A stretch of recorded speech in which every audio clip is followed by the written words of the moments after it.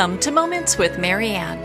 I'm so delighted we're spending this time here today. We have a very inspiring show coming right up with special guest, Angela Garner. And she's here today to share with us her new book, When It's Time to Say Goodbye, Preparing for the Transition of Your Beloved Pet.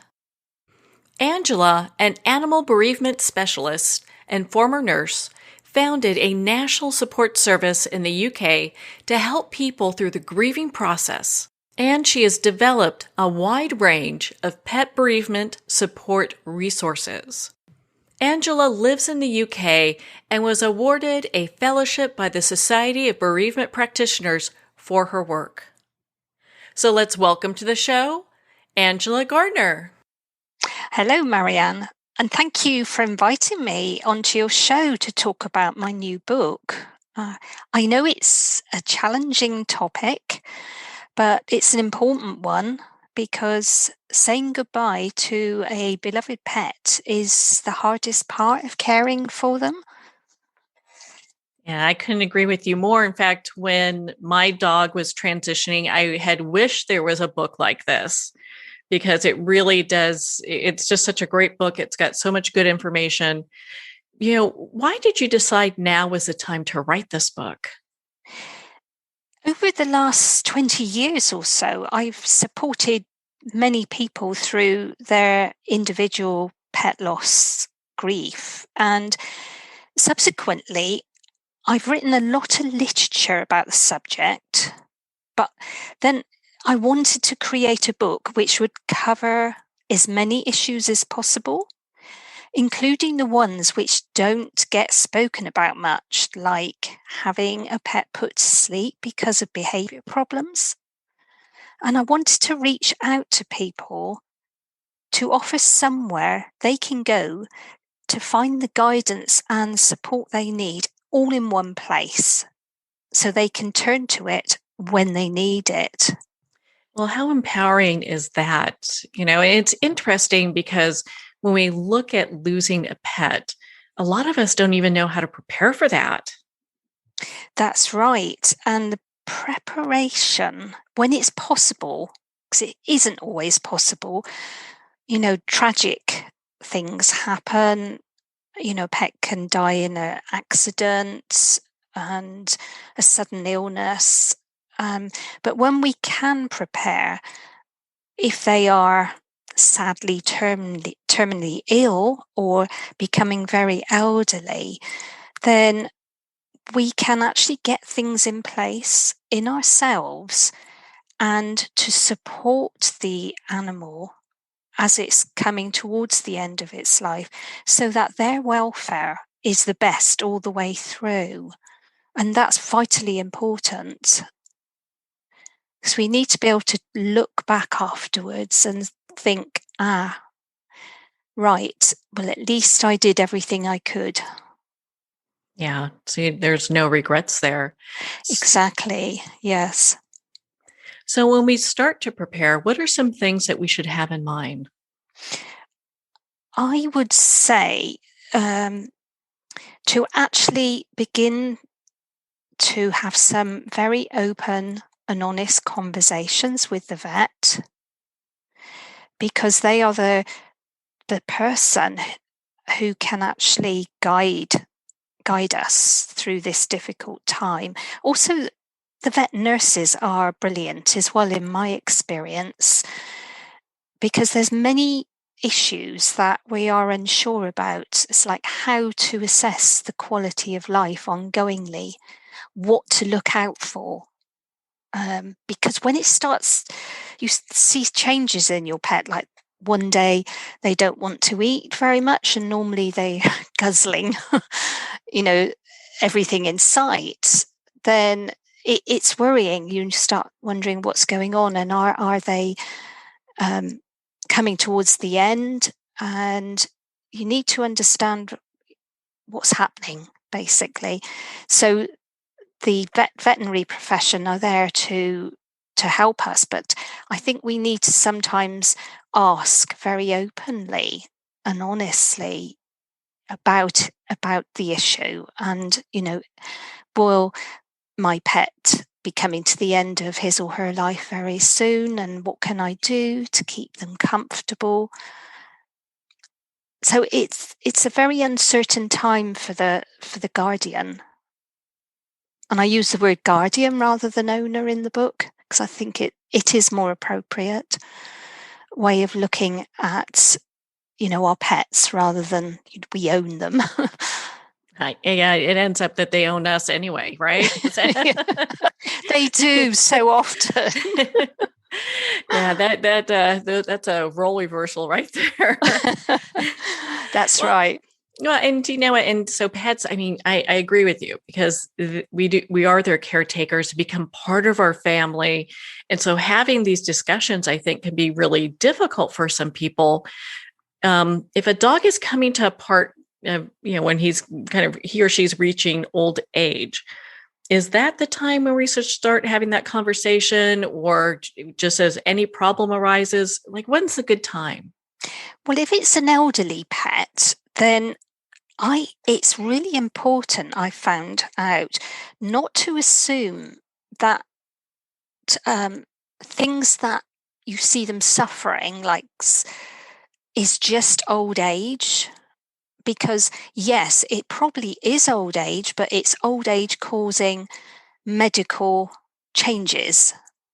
So they actually might need medication, they might need assessment, they might need blood tests, which could indicate things that can be treated and the pet can continue longer.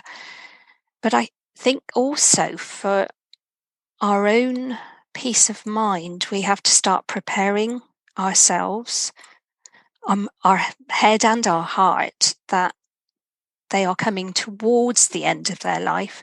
It might be a year on, might be a few months. So we then know we need to look out for things and watch their body condition and what's deteriorating, and are they still happy, basically. Yeah, that's such an important thing. I know with my dog, I mean, he developed arthritis. So he was on medication for that. So he would be pain free. And a lot of times people don't even consider that their pet may be in pain. That's right. And it's particularly like with horses, or donkeys, they can become quite elderly and start to suffer with their joints. And because, they actually, that can be really painful for them. So all these things need to be considered, or teeth that get worn down in equines, for instance. They may need like a special diet, and there's a lot of care that's required for elderly pets, big or small, any size, yes. Yeah, there's a lot to consider there. Just like people, we get into pain. And so, something to kind of think about as they get into those later years. Yes, that's right. And there's also, and it's suffering of different types because, as people, as humans, we can suffer without being in pain.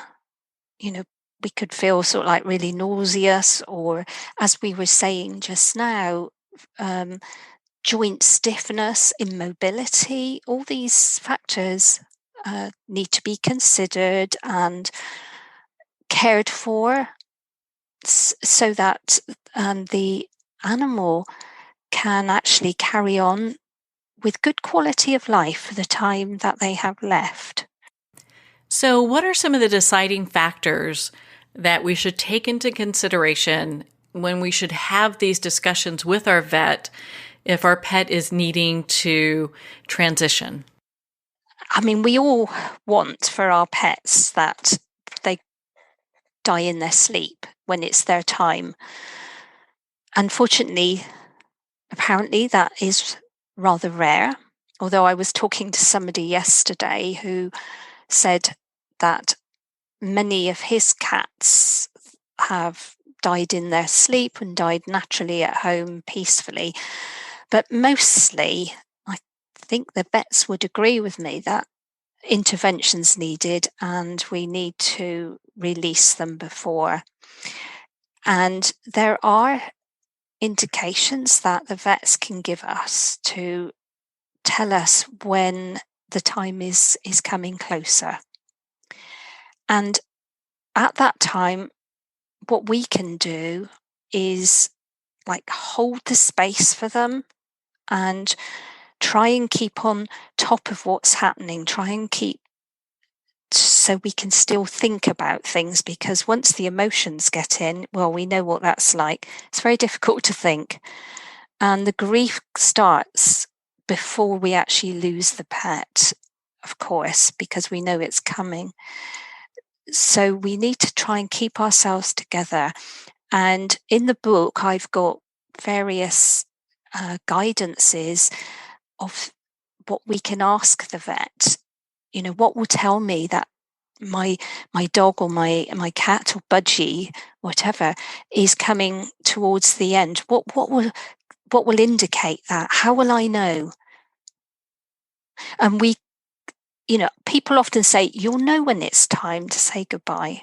Yes, we will at the point, but the time leading up to that is fraught with uncertainties. And that's why in the book I've got so many activities to talk to the vet and understand what's actually happening so we can stay on top of it, basically.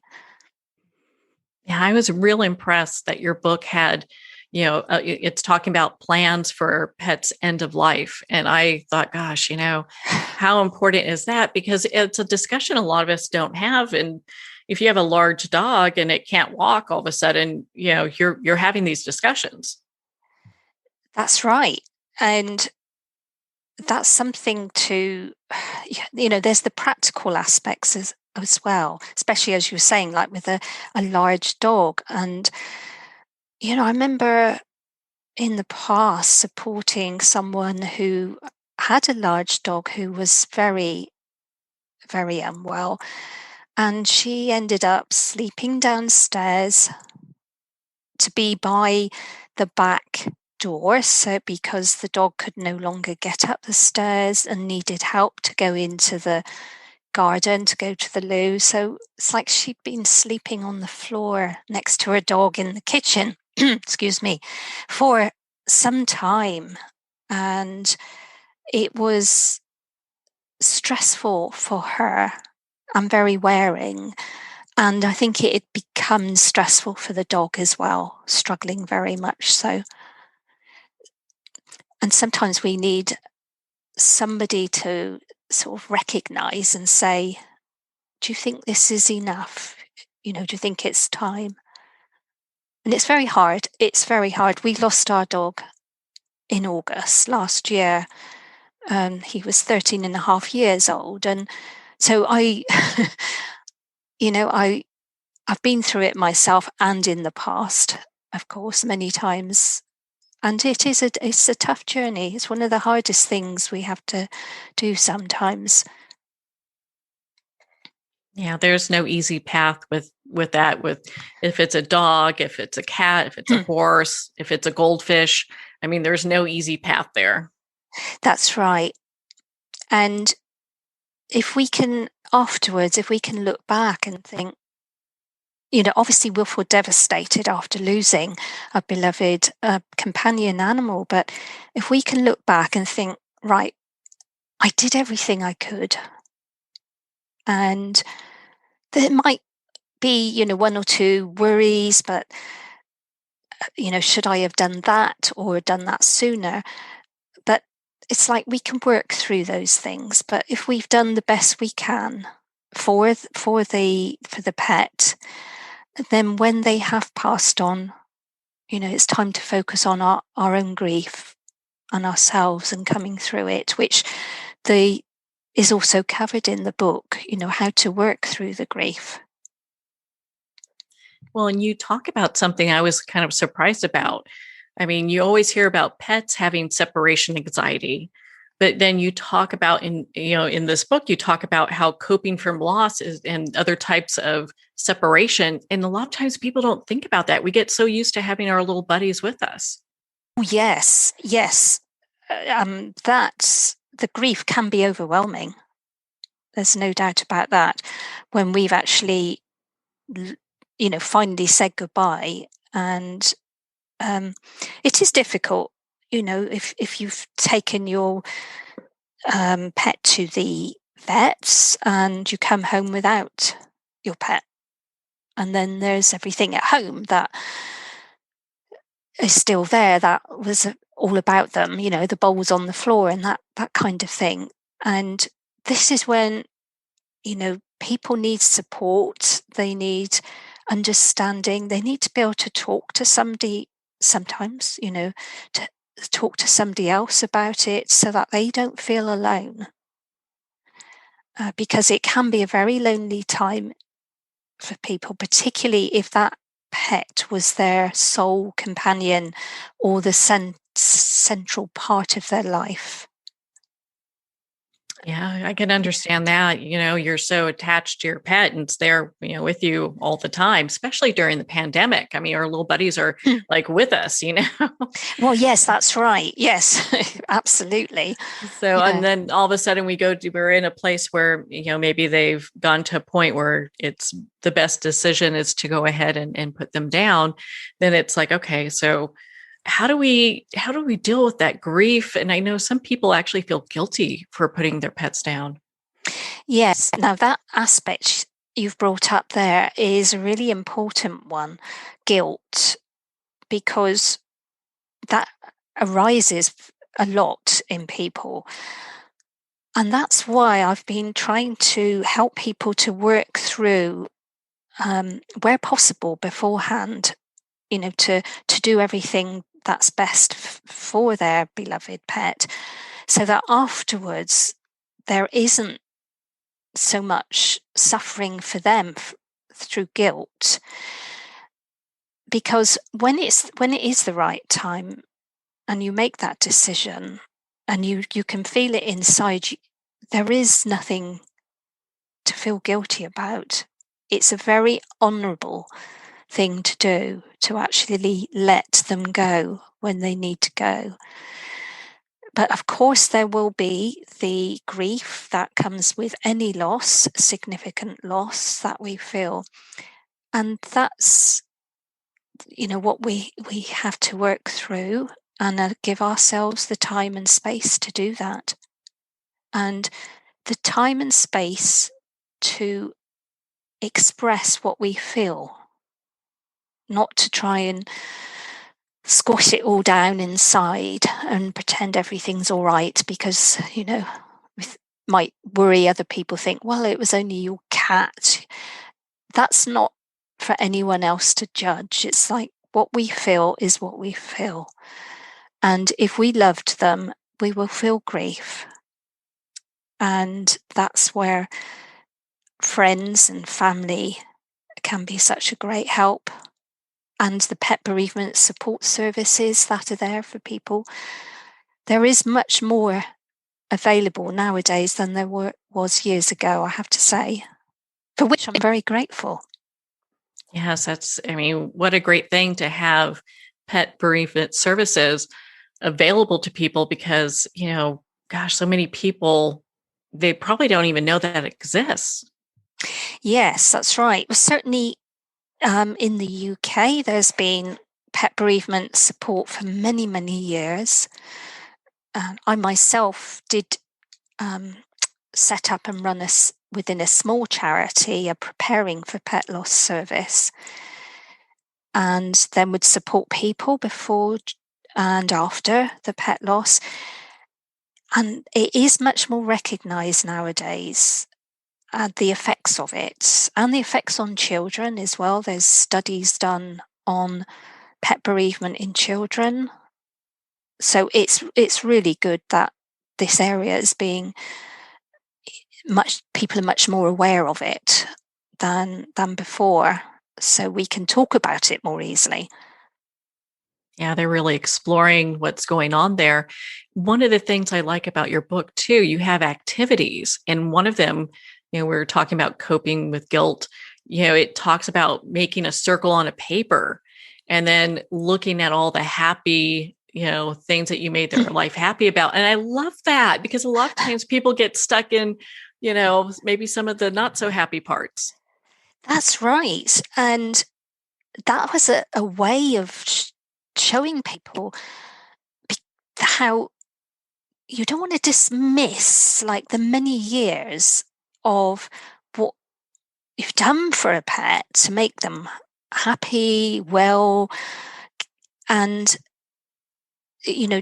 once they have passed on, it's so easy to just think of those final moments, but actually there's often years of love and care that has been given to that animal.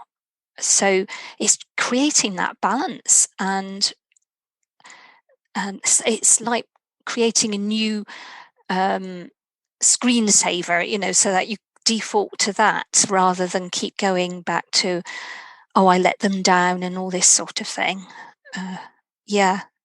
And it helps people to begin to link to some of the very, very special memories of the relationship they have with their pet. And to really focus on those as opposed Yes. to the negative thoughts about, the pet passing.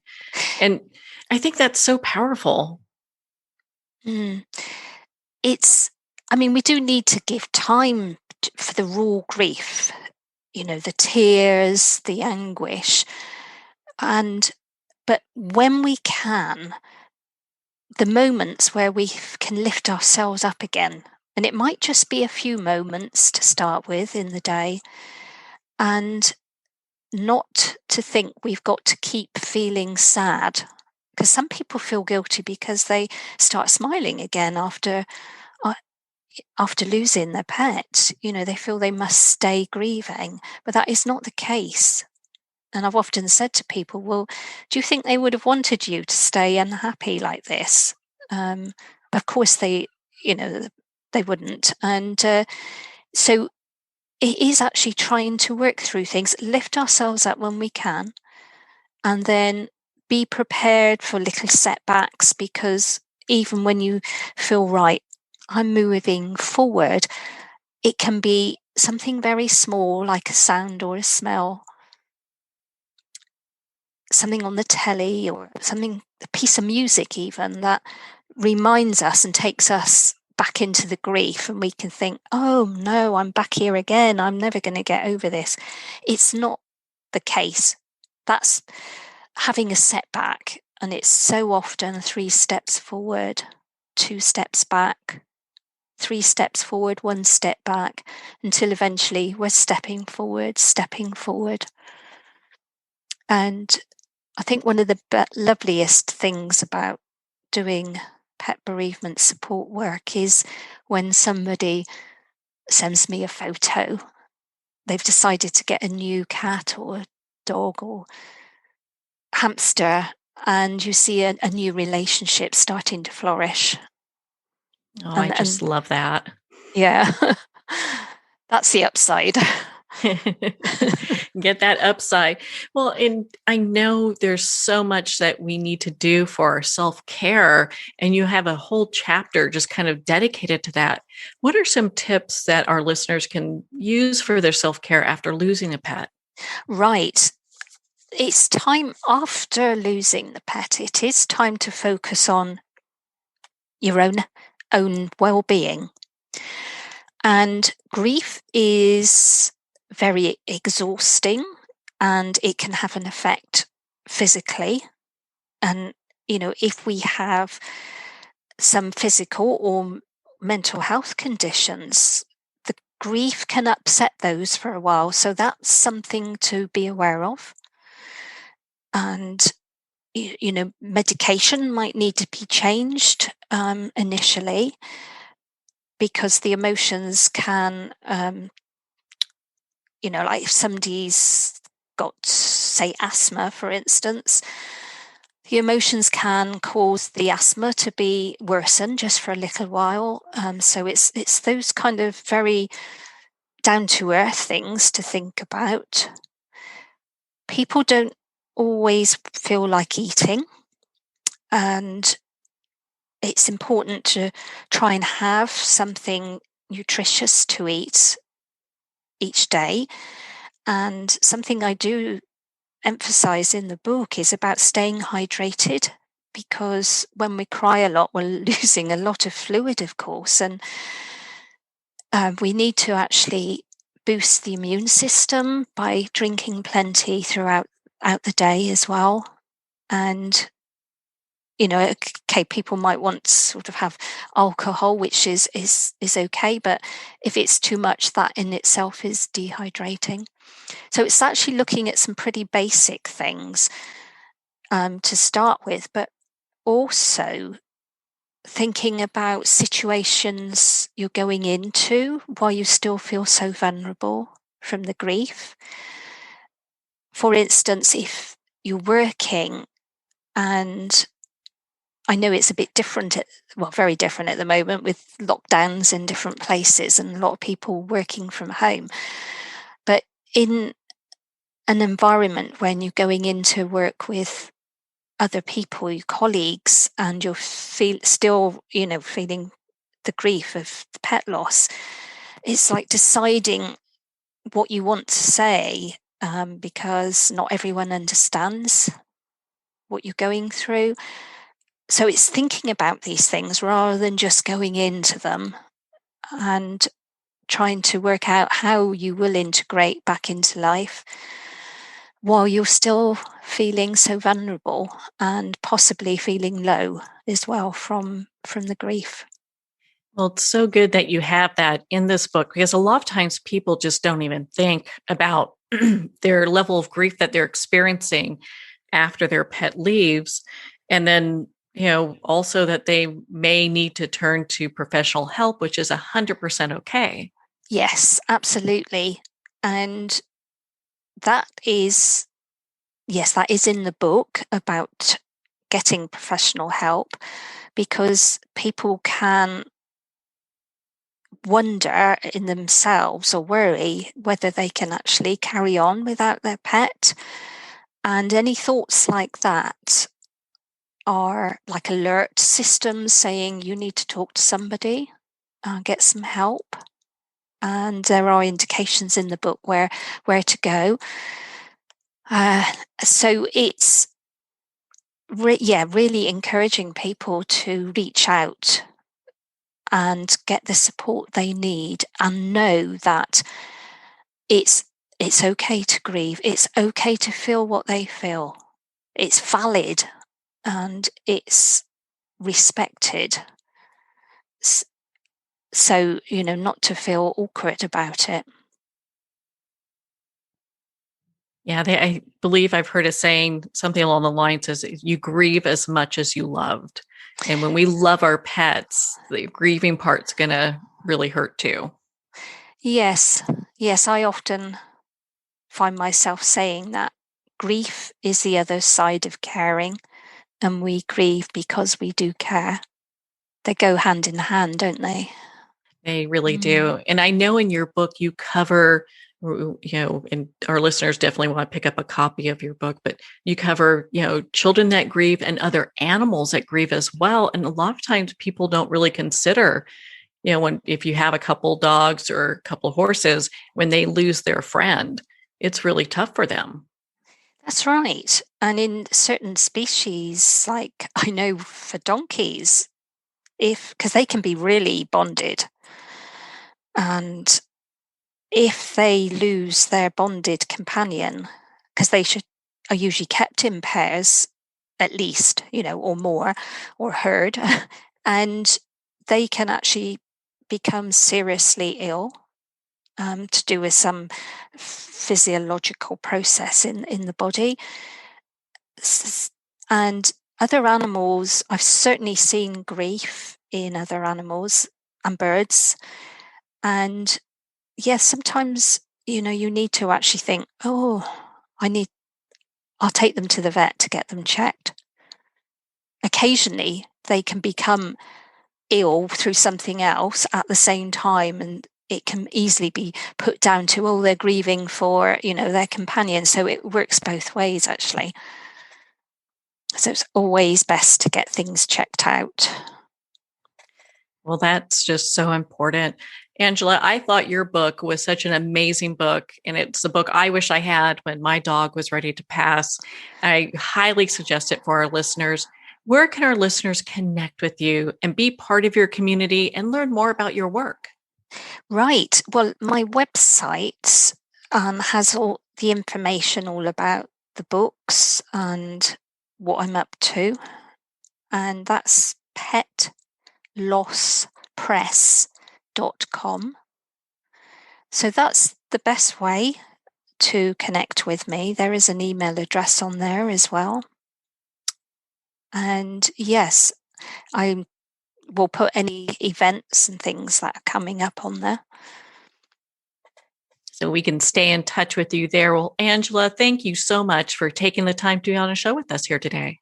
Thank you very much for inviting me again, Marianne. It's really good to have a chance to talk about when it's time to say goodbye. Thank you. Well, thank you, Angela. It has been such an honor to spend this time with you and to talk about your new book, When It's Time to Say Goodbye, Preparing for the Transition of Your Beloved Pet. When It's Time to Say Goodbye is available at Amazon, Barnes & Noble, and all indie retailers. And if you don't see it on the shelf, ask for them to order it. And of course, it's available on Kindle. Again, if you'd like to reach out to Angela, you can at petlosspress.com for more information. Well, we're at the end of our time today. I would like to thank everyone for tuning in. You're listening to Moments with Marianne. And remember, make every moment count.